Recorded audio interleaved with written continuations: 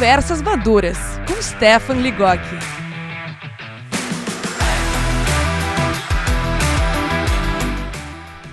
Olá, seja bem-vindo, seja bem-vinda a mais um episódio do podcast Conversas Maduras. Eu sou Stefan Ligocki, estrategista de marca pessoal, mentor de carreira de profissionais maduros e palestrante especialista em mercado da longevidade e diversidade geracional.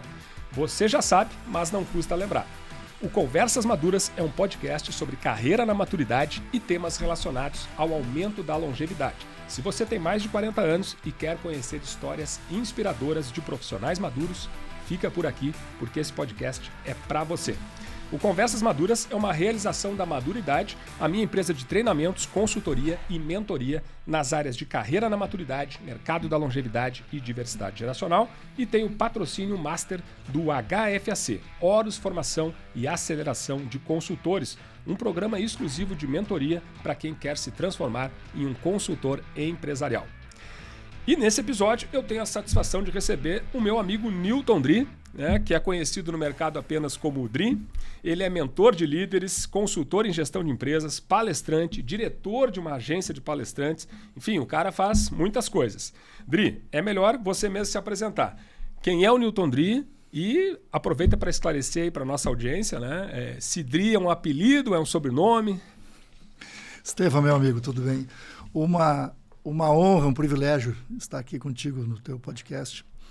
E já esclarecendo de cara, Dri é um sobrenome, embora algumas pessoas às vezes me chamem de Seu Dri. Seu Adriano, aliás. Seu Adriano. Me chamam de Seu Adriano. Eu diz Adriano. O Dri não é seu apelido, não. Dri é sobrenome. Então, meu nome todo é Newton Dri. Eu sou um engenheiro de formação acadêmica, exerci durante cerca de 12 anos. E aí tem aquele ditado gaúcho, que diz que ovelha não é para mato. Eu não me sentia um bom engenheiro, eu não curti a engenharia. Eu gostava, mas não muito, não me dedicava tanto. Aos pouquinhos eu fui fazendo uma transição de carreira, fui mudando. Fui colocando foco em gestão, menos em engenharia, mais em gestão. Com o passar do tempo, me tornei gestor de organizações, de grandes empresas, trabalhei em grandes empresas. E mais ainda, com o passar do tempo, uma segunda transição de carreira, eu virei consultor, palestrante, instrutor de cursos de gestão, treinamento de gestão, desenvolvimento de lideranças, esses temas. E estamos aí há 30 anos fazendo isso. Perfeito. Dri, eu vou te fazer uma pergunta que eu faço para todos os convidados aqui do Conversas Maduras, que é uma pergunta exatamente para desmistificar o tabu em torno da idade. Qual é a tua idade, Dri? 62 anos. 62. Então é um baby boomer, o último ano dos baby boomers. A carinha não engana muito, né? A carinha não engana muito. Estamos no limite ali, entre o X, baby boomer. Exatamente. Mas, Dri, eu queria te ouvir um pouquinho mais sobre a tua carreira, Como é que um engenheiro civil migrou para a área de gestão e depois se tornou um consultor empresarial? Qual foi o gancho aí para essa mudança, essa transição de carreira? Legal. Bom, como eu comentei, a minha formação acadêmica em engenharia civil, eu exerci durante 12 anos trabalhando em grandes organizações, em grandes empresas. Trabalhei na Encol, que na época era a maior empresa do Brasil de construção civil. Trabalhei em Marcial Oliveira, na época era uma grande construtora aqui do estado. Mas, aos pouquinhos, quando você não faz alguma coisa que você não gosta muito, você não bota tanto foco, você não se dedica tanto. Aos pouquinhos eu percebi que aquilo não estava me satisfazendo, me fazendo feliz.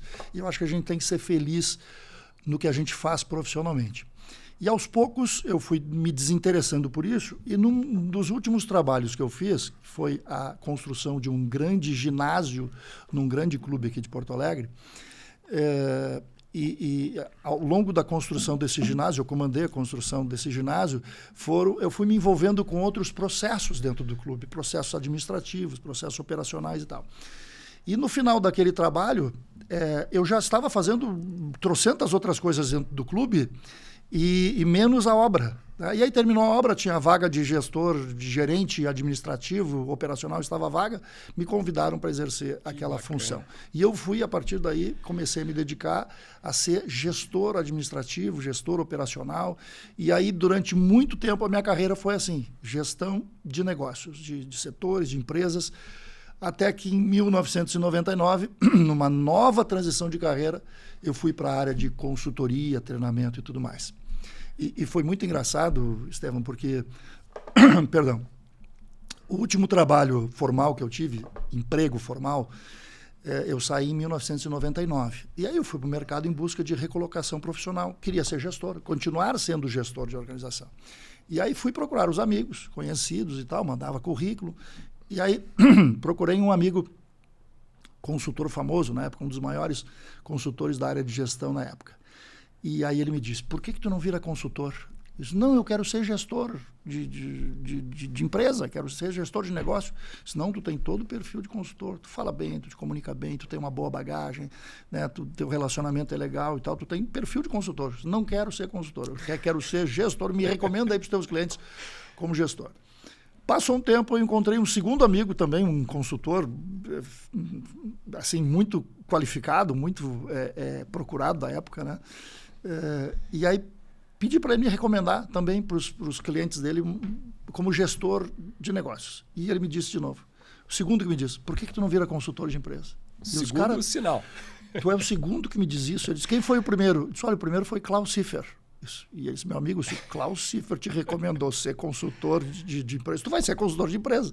E esse segundo consultor que eu consultei foi Jerônimo Lima, meu grande amigo, um dos meus mentores da época. Klaus Schiffer e Jerônimo Lima, dois mentores absurdos que eu tive durante o período em que fui gestor de organizações. Que bacana. E eu não queria isso. Segundo sinal, eu não fui atrás. Aí passou mais um tempo, um terceiro amigo que eu perguntei.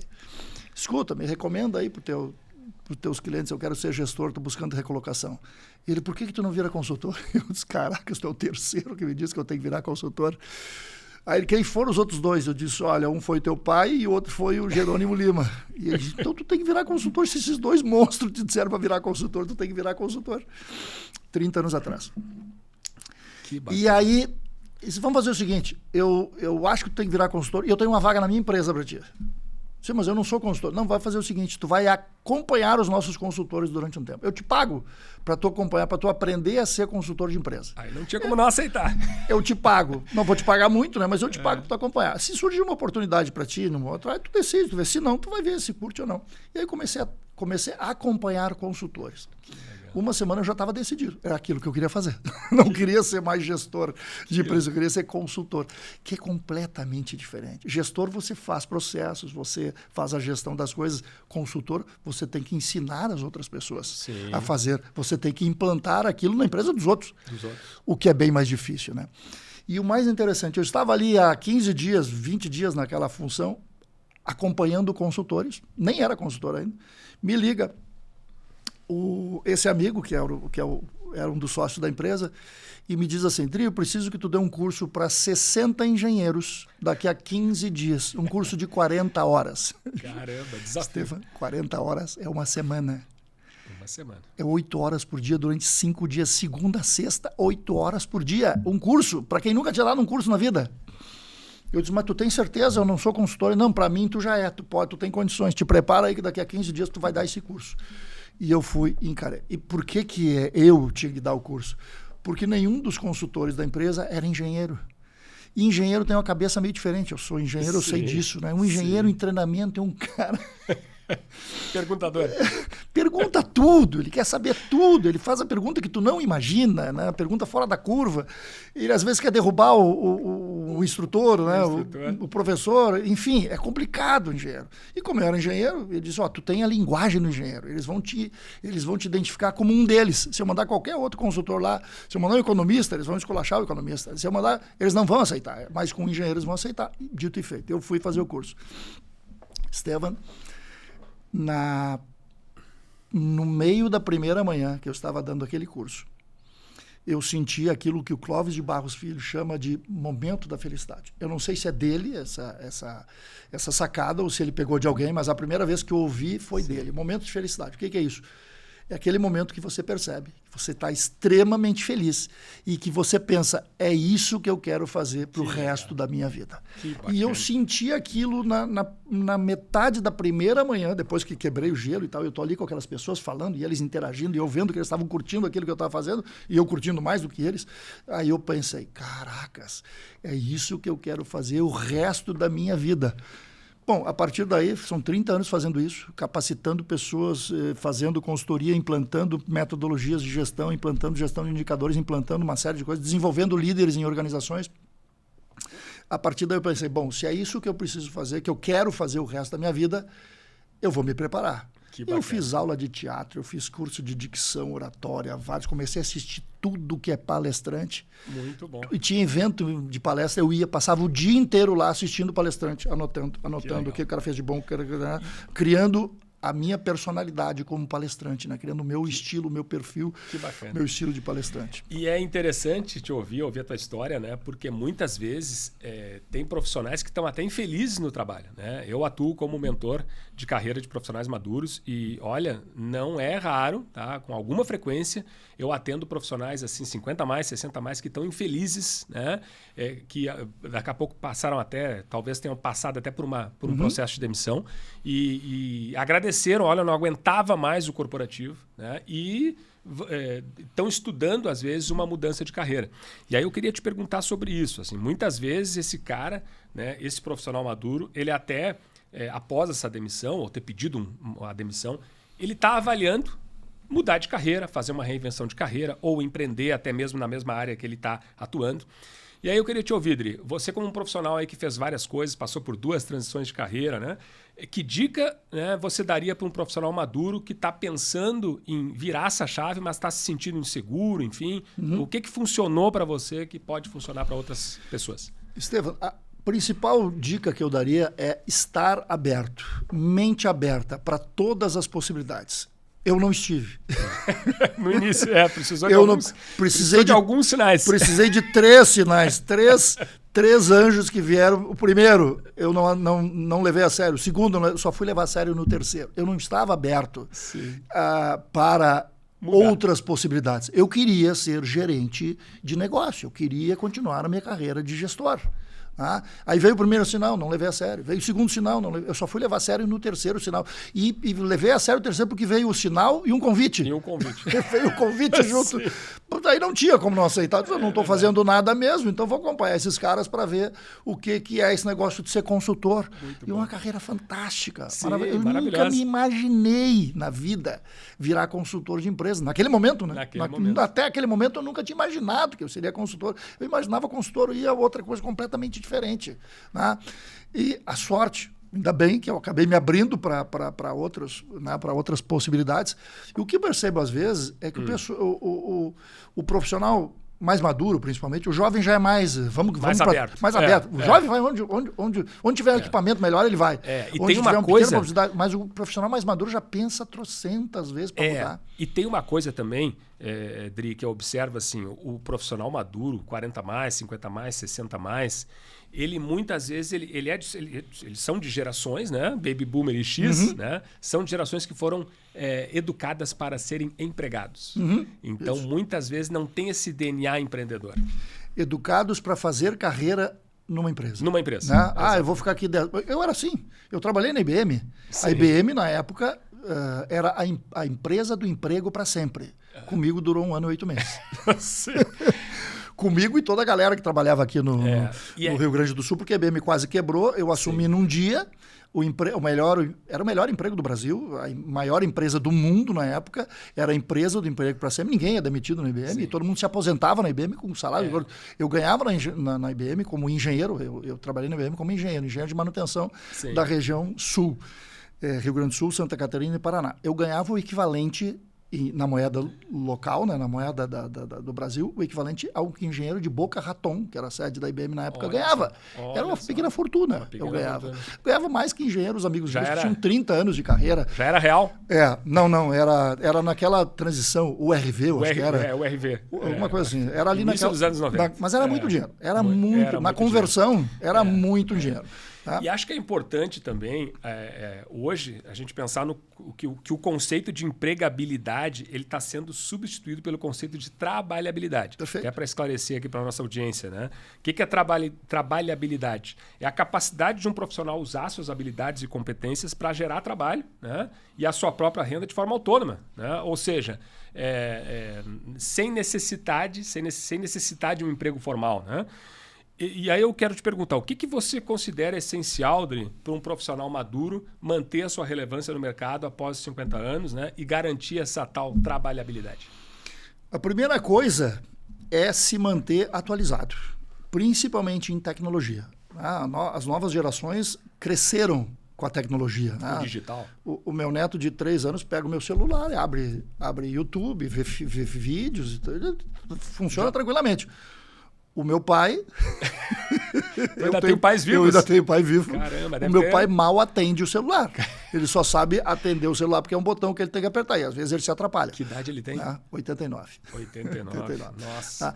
Então, a geração aí de 40, 50, mais por aí, precisa estar atualizada. Não tem como você, por exemplo, não entender de IA. Minimamente. Eu não estou falando de ser especialista em IA.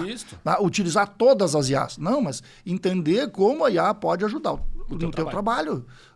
Não tem como você buscar uma colocação numa empresa, ou abrir um negócio, enfim, qualquer setor. O que você fizer hoje, você vai ter o apoio de IA. Você vai utilizar a IA para melhorar o seu negócio, o seu trabalho. Eu não acho que a IA vai substituir o ser humano. Perfeito. Robô substitui em operações repetitivas, ok, né? Mas a mentalidade, as ideias, a criatividade, IA nenhuma vai substituir o ser humano. Né? Então nós seremos indispensáveis sempre. Agora, concordo contigo. Se uma pessoa de 50 anos não tiver atualizada com tecnologias, com softwares, com IAs e tal, e outra coisa que é importante, se mostrar no mercado. Se mostrar no mercado. Tem gente que quer buscar recolocação, não tem um LinkedIn, não tem página no LinkedIn, não tem um Instagram, não tem nada. Não publica nada no LinkedIn? Não publica nada.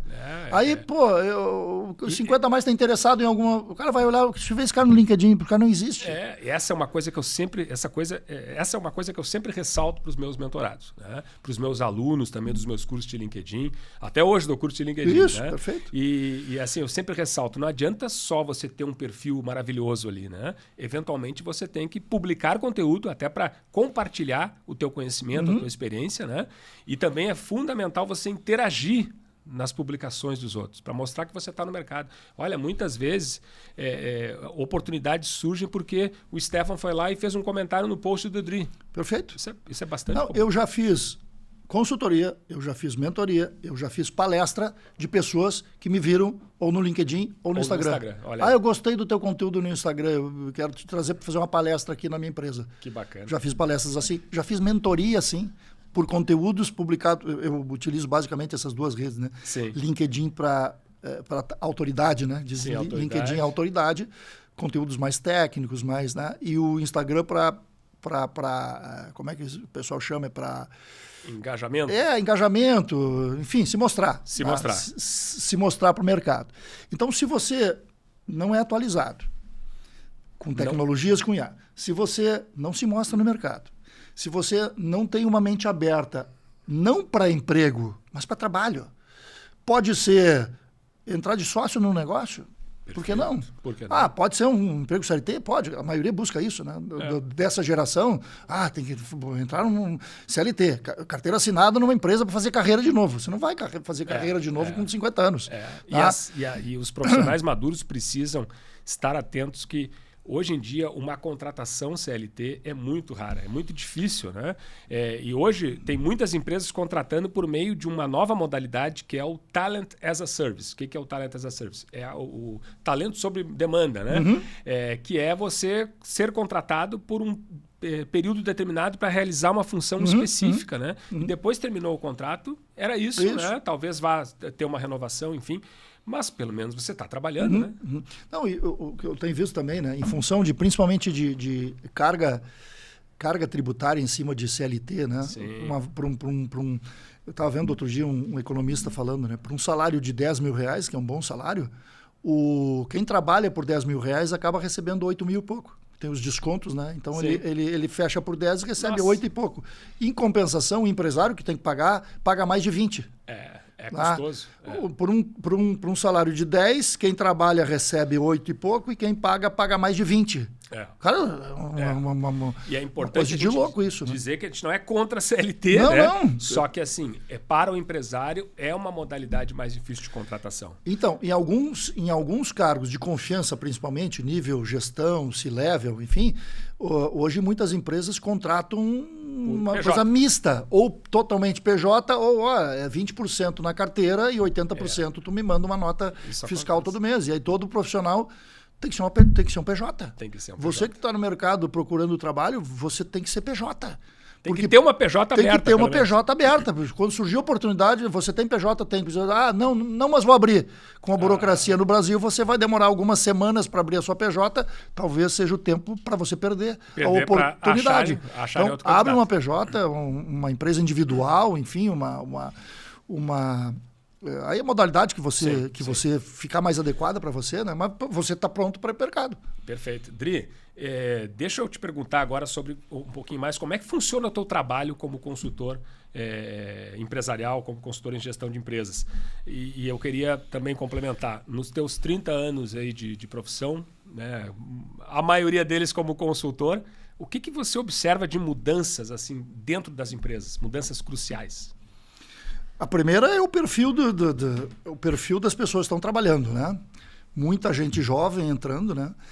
Nós temos hoje em algumas empresas grandes principalmente, né? Você tem no mesmo setor trabalhando pessoas de 3, às vezes 4 gerações diferentes, né? Vamos falar sobre isso depois. Com perfis completamente diferentes, com histórias diferentes, com ambições diferentes, com cabeça completamente diferente. E nesse contexto estão os gestores aí, então os líderes que precisam liderar essa galera toda. Então essa é uma característica do que vem acontecendo dentro de grandes empresas, principalmente. Uma mistura geracional que torna a liderança mais complicada de fazer. Né?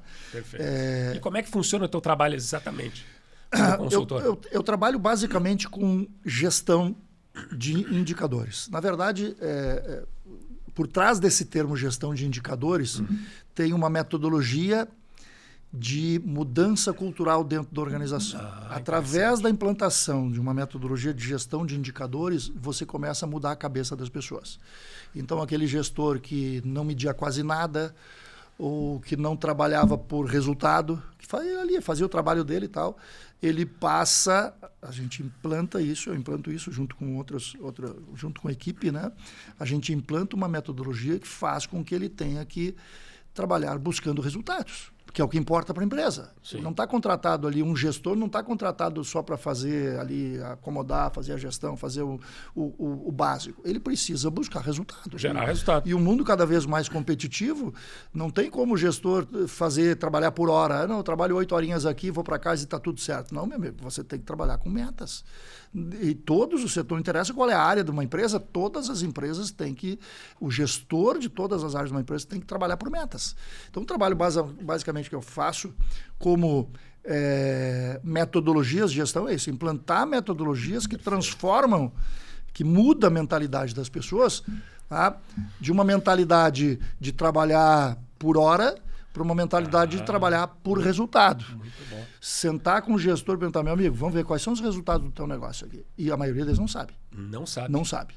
Pergunta assim, qual é o produto do teu negócio? O cara não sabe.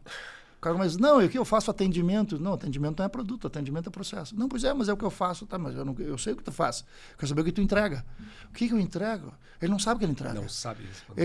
A maioria dos gestores, e falando de grandes organizações, eles não sabem o que eles entregam. Eles não sabem, às vezes, qual é a proposta de valor do negócio. Isso. Aí ele não sabe o que ele entrega. Então, se ele não sabe o que ele entrega, ele está ali empurrando com a barriga, está ali fazendo feijão com arroz, o basicão ali, gerenciando e tal.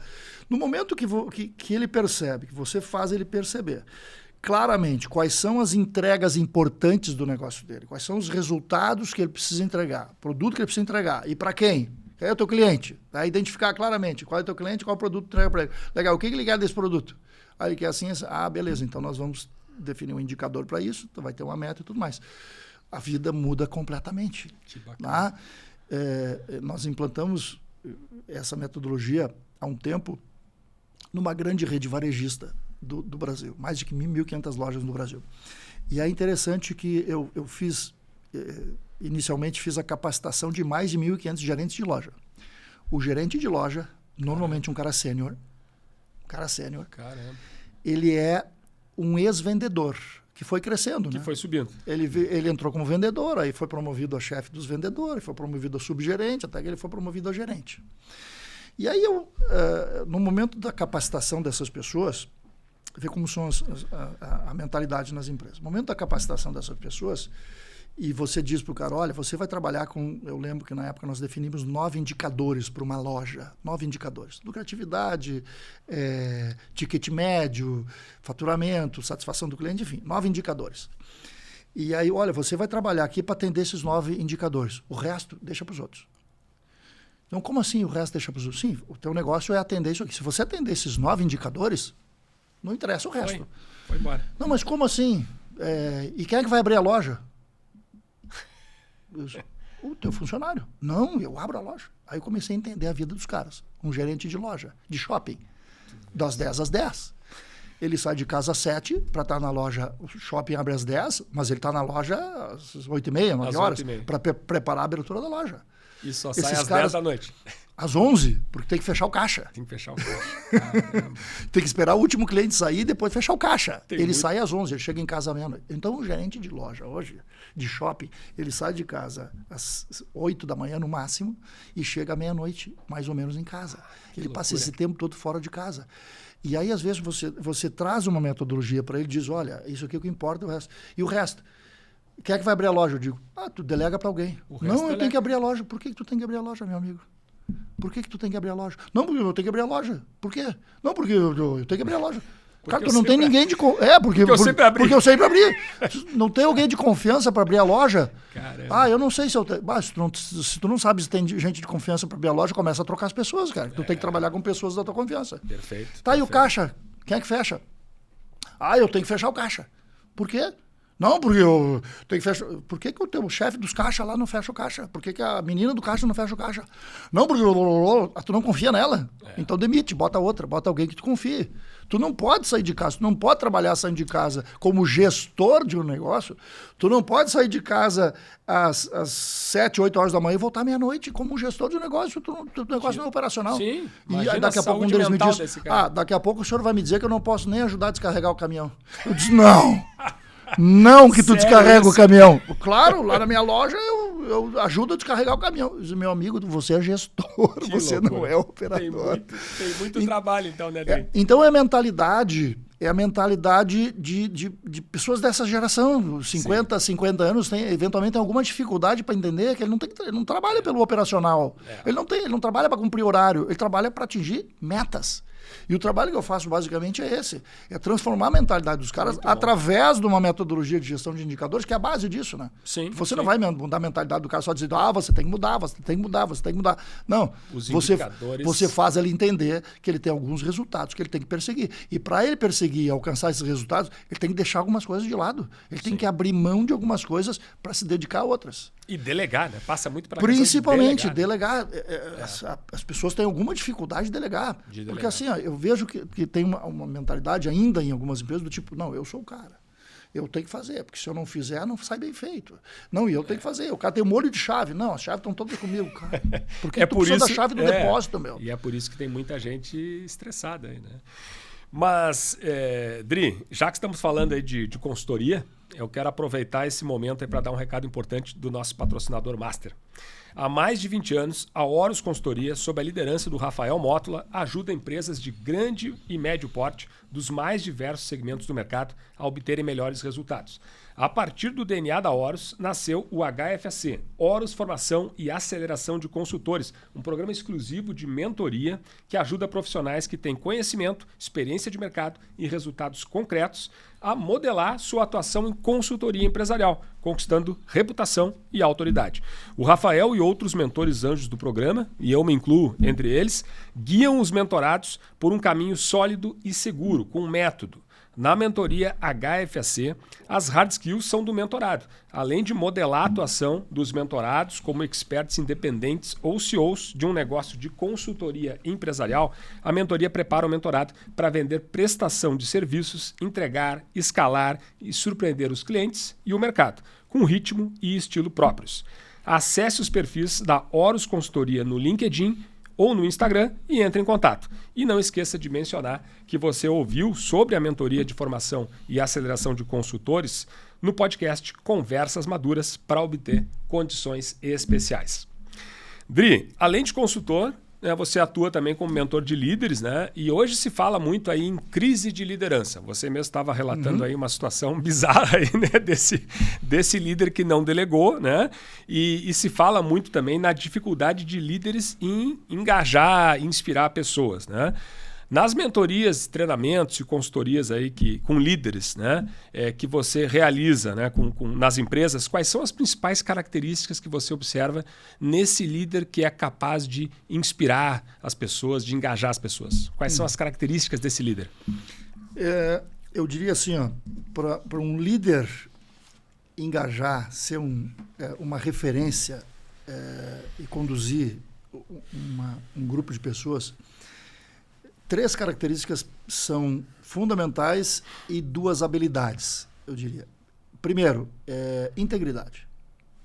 Se você não é íntegro, se você não é honesto, se você não é correto, você não vai se criar como líder, né? Não funciona.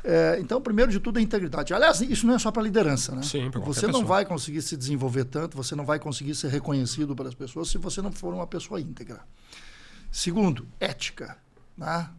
Ética como base, integridade, ética e ser um exemplo. Você hoje lidera pelo exemplo. Há alguns anos atrás, e a gente que está há bastante tempo no mercado, eu percebi essa mudança. Há muito tempo atrás, a liderança se dava mais pelo discurso, tá? Pela oratória, do que pelo exemplo. Hoje, ao contrário, hoje isso já mudou. Não adianta você ter um discurso maravilhoso. Se você, na prática, você faz tudo diferente. Não adianta, você precisa praticar. Eu trabalhei outro dia numa empresa, como consultor numa empresa, implantando essa metodologia que nós falamos há pouco, em que o CEO da empresa fez abertura. Eu capacitei lá, inicialmente, cerca de 500 gestores, uma grande empresa mexicana. Cerca de 500 gestores em turmas de 50 gestores, alto nível, no primeiro nível de gestão. A empresa tem 50 mil funcionários. Sim. Né? Então, o primeiro nível de gestão, C-level, primeiros diretores ali, 500 pessoas. 500 pessoas. Ter uma ideia. Em turmas de 50. Estavam ali diretores, gestores de primeiro nível e tal. E o CEO da empresa fez a abertura das 10 turmas. Tá? Que legal. A primeira capacitação era uma capacitação de 10 horas. Era o dia inteiro. Os caras entravam às 8, eu largava eles às 7 da noite. Né? Uma horinha de intervalo. E intervalo, assim, vinha comida no lugar e a gente comia ali e segue. E já seguia. 10 para as 8, o CEO chegava, ia no meu laptop, revisava a apresentação dele. 8 horas ele abria. Bom dia. 8 horas. 10 vezes. 8 horas em ponto ele abria aquele negócio. Alguns chegavam 8h05, 8h10 e diziam, nossa, o cara já está aí, pelo amor de Deus. Já começou. O que eu perdi? Já começou. E alguns que entravam, ele dava uma olhada e alguns ele dizia, bom dia, buenos dias, né? Ele dizia, não vai ser ele dava aquela olhada assim, buenos dias. Não foi um dia tão bom para esse cara aí. Este CEO precisa dizer que pontualidade é um valor para ele? Não precisa. Não precisa, é um exemplo. Aqueles 500 gestores de primeiro nível, C-level e primeiro diretor já sabe. Cara, eu não posso mais atrasar com esse cara. Pontualidade é valor para o meu CEO aqui, para essa empresa. Pelo exemplo. Porque não adianta você dizer, você tem que ser pontual e você chega 15 minutos atrasado. Nossa. Não, você tem que fazer assim, você faz assado.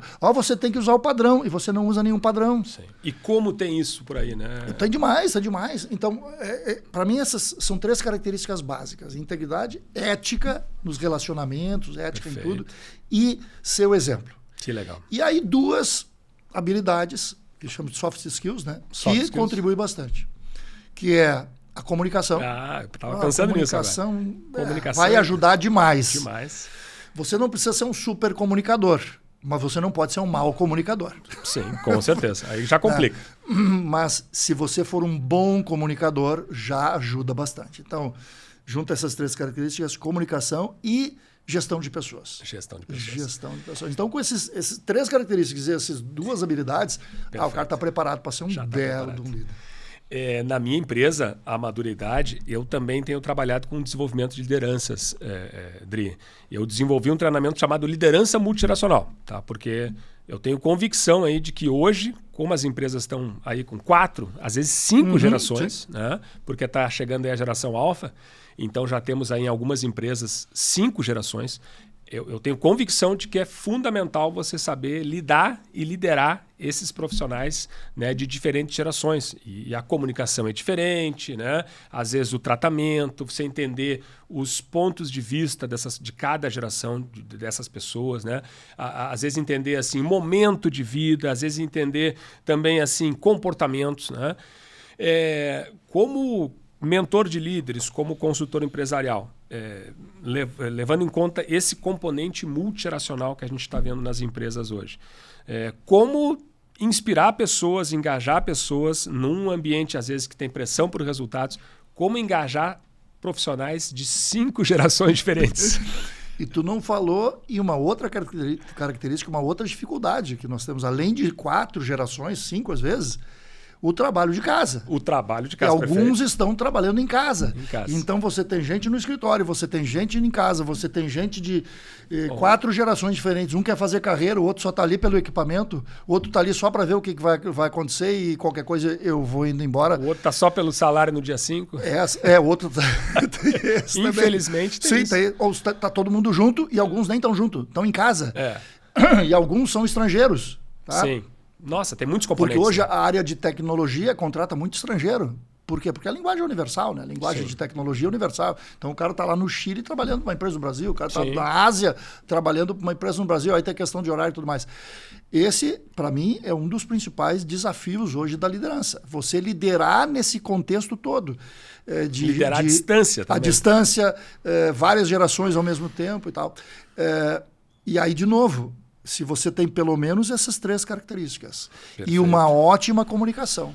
A comunicação vai ser fundamental aí. Sabe? Comunicação tanto para o cara que está em casa, quanto para o da geração de 20 anos, da geração de 40 anos, que a comunicação é completamente diferente para cada um e para cada outro. Eu costumo dizer assim, tem gestor que às vezes eu encontro nas empresas que diz, eu trato todo mundo igual. Meu amigo, se tu tá tratando todo mundo igual, tu já tá errado. Já tá errado. Tu já começou errado. Tá muito errado. Provavelmente você tá comprando bronca com todos. É verdade. Né? Provavelmente você tá com problema com todos. Se você tratar todo mundo igual, você vai tratar todo mundo mal. Isso aí é que nem aquele cara que diz assim, não, cliente é tudo igual, eu trato da mesma forma. Tudo igual. É óbvio que não. Tanto o cliente que não compra dele, como o cliente que ele compra. Não, tá errado, né? Tudo igual. Da mesma forma, tratar todo mundo igual é um problema. Comunicar da mesma forma com todo mundo é outro problema. Então, são os desafios do novo líder, né? Perfeito. Aprender a se comunicar com essa galera, aprender... Quer dizer, como é que você motiva essas pessoas todas? Tá? Eu costumo dizer que a motivação é pessoal. Cada um tem a sua. Cada um tem a sua. Cada um tem a sua. Se você tentar motivar todos com as mesmas fórmulas, não vai dar certo. Porque o cara de 50 anos se motiva de um jeito, o cara de 20 se motiva de outro. O cara você vai ter numa mesma empresa gente que se motiva pela meta e gente que se motiva pelo processo, pela tarefa. Se você der meta para o cara que se motiva pela tarefa, você vai desmotivar ele. Você vai apavorar ele. O cara que foi acostumado a fazer de um jeito, faz o processinho bonitinho. Você, a partir de agora você tem uma meta. Você apavorou o cara. Tá? Da mesma forma que se você não der meta para quem curte meta, para quem é focado em meta, você vai perder esse cara. Diz, o que eu estou fazendo aqui? O cara não me dá meta. Tá? Então você tem que entender no seu time, um gestor, um líder, você tem que entender no seu time, que é o cara da meta. Quem é o cara da tarefa? Quem é o cara do processo? Quem é o cara do processo? E tratar diferente todos esses caras. E o cara que está longe, e o cara que não sei o quê. Cara, isso é difícil. E tem gente que funciona com elogio, tem gente que funciona com, por incrível que pareça, a pressão do tempo. Isso, o cara perfeito. fica enrolando, mas daqui a pouco assim, é para amanhã. Aí o cara vai lá e faz um bom trabalho muitas vezes. É isso, cada um tem a sua forma de se motivar, o seu desafio. Então, se você der meta, se você der tarefa por um profissional que é focado em meta, provavelmente você vai perder o profissional. Ou você vai subutilizar esse profissional. Agora, vamos no outro extremo, né? Você dá meta para alguém que gosta de tarefa. Gente, para alguém que gosta de tarefa, você tem que dar tarefa. Você dá tarefa, você tem que dizer para ele, meu amigo, você tem que fazer assim, assim, assim, assim, assado. E você sabe que ele, se fizer isso bem feito, onde é que ele vai chegar? Na meta. Na meta. Agora, o cara da meta, se você disser para ele, você tem que fazer assim, assim, na metade do papo ele vai dizer, tu tá me estranhando agora, quer me ensinar a fazer o meu trabalho? Mas, me diz onde é que tu quer que eu chegue, me diz qual é a meta que eu chego. O caminho deixa comigo, o caminho é comigo. Perfeito, perfeito. Mas deixa eu colocar uma outra questão também, agora puxando um pouco mais pro líder, pro lado do líder, né? Uhum. Os líderes aí estão sendo cobrados para serem competentes, inspiradores e tal, né? Mas, ao mesmo tempo, a gente vê cada vez mais líderes estressados, né? Burnoutados, principalmente líder de média gerência, o cara que está abaixo lá do C-Level. Às vezes tem até um cara entre o C-Level e ele.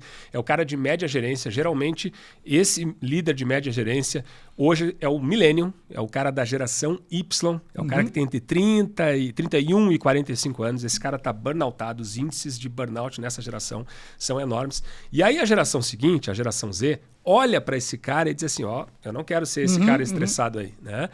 E aí a pergunta que eu quero te fazer é a seguinte, quem é que cuida desse cara, né? Desse cara da média gerência? O que as empresas podem fazer para salvar esse cara, que muitas vezes é o cara que está na operação e ele está completamente estressado?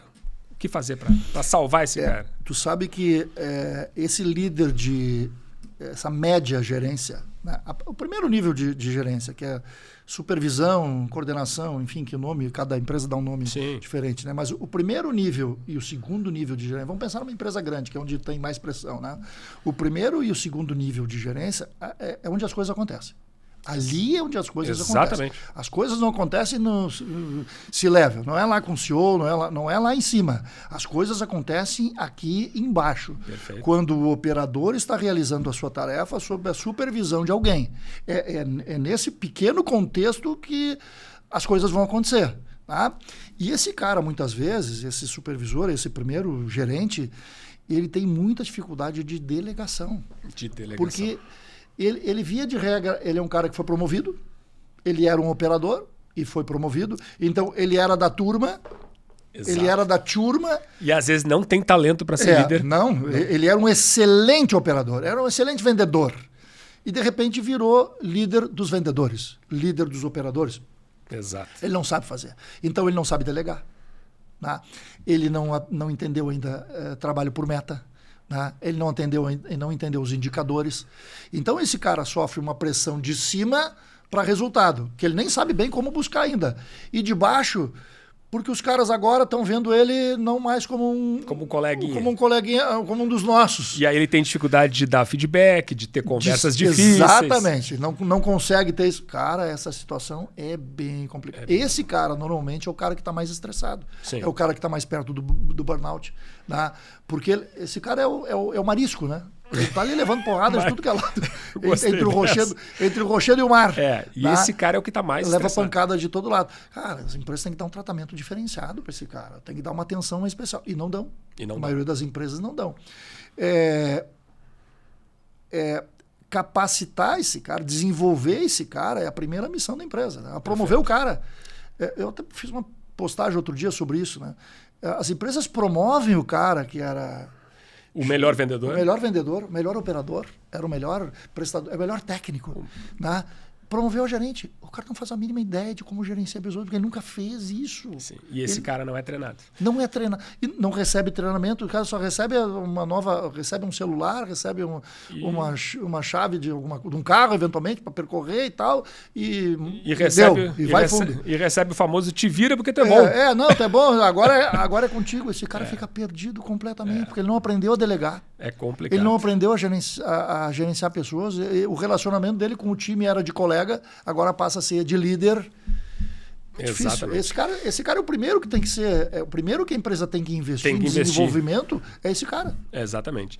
E sobre conflitos geracionais nas empresas, tu observa muito isso no teu trabalho como consultor. Vou te passar um dado aqui. Recentemente saiu um estudo nos Estados Unidos que mostrou que conflitos geracionais podem gerar uma queda de até 12% de produtividade. Como consultor empresarial, Dri, você observa muitos problemas de conflitos geracionais? Sim. Conflitos geracionais e conflitos... como é que eu vou colocar isso? Que vem junto também, de certa forma, o conflito geracional. Como as pessoas pensam diferente, né? A forma de falar, a forma de se comunicar hoje está gerando muito conflito. Porque, eventualmente, por exemplo... Uma graça, uma piadinha feita por um cara mais velho pode ofender o cara mais jovem. Sim. Né? E hoje, com as pautas que a gente tem hoje no mundo, né? Woke e tudo mais, hoje qualquer, eventualmente, coisa meio fora do contexto numa organização já vira um problema. Pode dar porque problema. Alguém se sentiu ofendido, o outro não teve intenção, e o que se sentiu ofendido acha que foi de propósito, mas o cara, não, eu sempre fiz isso e nunca deu problema, agora está dando problema. Então, a comunicação entre essas gerações e a forma como elas hoje estão olhando o mundo, está gerando muito conflito, dificultando demais o trabalho do líder. Que já estava difícil. Não, sempre foi difícil, né? E aí a gente vai implementando, vai botando o trabalho de casa, vai botando mais gerações junto, vai botando... Ou seja, nós estamos botando pimentinha nesse molho, né? Não tá fácil, não tá fácil para ninguém. Mas, Dri, é muito bacana o teu trabalho, né? E agora eu queria falar um pouquinho do outro Dri, né? Do outro Newton Dri, que é o Dri palestrante, né? E diretor, né? Fundador de uma agência de palestrantes, a Enfoque Palestrantes, né? Você é palestrante aí internacional, já fez trabalhos até no exterior. E a minha pergunta é a seguinte, para um profissional maduro, né? A gente estava falando antes no início da conversa aí sobre transição de carreira, né? E às vezes o profissional maduro tem, imagina, uma enorme experiência de mercado. O cara fala bem, se comunica bem, né? Muito conhecimento. E ele talvez não tenha pensado nesta carreira também, né? Você acha que essa carreira de palestrante é uma alternativa interessante para um profissional 50 mais, 60 mais? É bem interessante e normalmente o profissional maduro, ele tem uma bagagem que o jovem não tem. Exatamente. Esse é o diferencial. Esse é o diferencial. Ele tem uma belíssima bagagem, experiência de vida, já passou por muita coisa e tal. Só que, então, essa é uma alternativa muito legal. Só que, como é que ele viabiliza essa alternativa? Ele precisa se mostrar. Ele precisa se mostrar. Só que lá na agência nós recebemos todos os dias e-mails, enfim, pedidos de profissionais querendo virar palestrante. Olha eu sou profissional de tal área, eu falo sobre isso, sobre aquilo e tal. Eu gostaria de entrar para o time de vocês aí, tá? E aí, isso vem para mim, eu faço uma primeira análise, e aí eu vou olhar a vida da pessoa. Ela manda lá um currículo, tá? Eu digo, o cara altamente qualificado. Altamente qualificado. Aí eu vou na página do LinkedIn do cara, não tem uma publicação. A última publicação foi de 2012. Isso, que ele comentou em cima de uma outra coisa, uma bobagem lá. Ele não publica nada. Sim. Aí eu vou no Instagram do cara, é fechado. Nossa. É conta pessoal, tem que pedir autorização para entrar. Sim. E eu vejo ele tem 300 seguidores. 300 seguidores no Instagram é nada. Nada. Ou seja, esse cara não existe nas redes sociais. Aí o cara não é conhecido. E o cara é um excelente profissional. E eu vejo o currículo, o cara é maravilhoso. Aí eu vou no site do cara. Pô, o site do cara tá legal, tá bacana e tal. Mas ninguém conhece. Quando nós apresentamos, por exemplo, numa convenção, que tem vários palestrantes, né? Num evento que tem vários palestrantes, nós somos curadores de palestrantes, de eventos, né? Para palestrantes. Então, a gente senta com a comissão, normalmente um evento tem uma comissão que está organizando, definindo isso e tal, e a gente sugere palestrantes. Perfeito. Aí eu vou sugerir o nome do Stefan, que eventualmente não é conhecido e tal. Qual é a primeira coisa que essas pessoas do comitê vão fazer? Eles vão olhar a vida do Stefan. Sim. Vai lá na rede social Vai lá na rede social. Vão ver quantos seguidores esse cara tem. Putz, só 300. Não. Aí vão ver o LinkedIn dele. Pô, o cara não publica nada. Pô, mas o Dri tá dizendo que ele é muito bom. Aí vale a mesma máxima pro profissional que está querendo ser consultor ou mudar de profissão. Ele precisa se mostrar, criar conteúdo. Né? Exatamente. Então, você entregou o currículo numa empresa. O avaliador está olhando, gostou do seu currículo. Óbvio que ele vai olhar as redes sociais para ver o seu posicionamento, ou se você tem conteúdo ou não, para ver o que você está publicando. Evidente. Aí se ele entrar lá no seu perfil lá no Instagram, só tem bobagem. Só tem publicação política, ou que não sei o quê, xingando as outras pessoas e tal. De futebol. De futebol, não tem nada de conteúdo. Aí ele vai no LinkedIn, não tem nada publicado. Pô, esse cara parece ser bom, mas... Já está perdendo espaço para outro. Será que isso aqui é verdade? Não. Posso questionar, será que isso aqui é verdade? Sim. Porque hoje é fácil consultar a vida das pessoas através de redes sociais. Se você não está lá... Então... Ser palestrante é uma excelente carreira, é fantástico. Eu adoro fazer palestra, imagino que tu também. Sim, né? eu também. A gente se realiza num palco, né? Vendo, interagindo com as pessoas num palco, é fantástico, uma carreira fantástica, bem remunerada e tal. Mas você precisa se preparar para isso. Não a preparação técnica, não a bagagem que você tem, que hoje um profissional de 40, 50 anos tem, muito mais do que de 20. Mas você precisa, em conversação, o de 20 está gerando conteúdo nas redes sociais, e você de 50 não está. O de 20 vai levar vantagem nisso.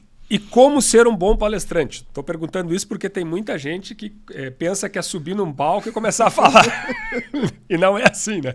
Eu, por exemplo, eu já realizei mais de 300 treinamentos, entre palestras e cursos, né?